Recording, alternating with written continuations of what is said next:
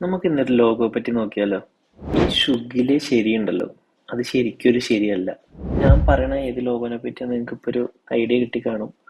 നമുക്ക് Nike logo എങ്ങനെ ഉണ്ടായെന്നൊന്ന് നോക്കിയാലോ?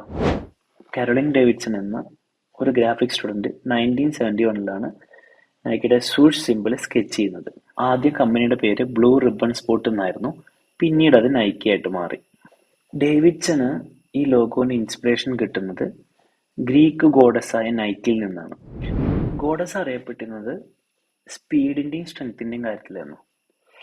സോ അതിൽ നിന്ന് ഇൻസ്പയർ ആയിട്ടാണ് ആ ടിക്ക് ശരിയെന്ന് നമ്മൾ പറയുന്ന ആ ഒരു ഐക്കൺ ഉണ്ടല്ലോ, അത് ആക്ച്വലി ഗോഡസിന്റെ വിങ്സ് ആണ്.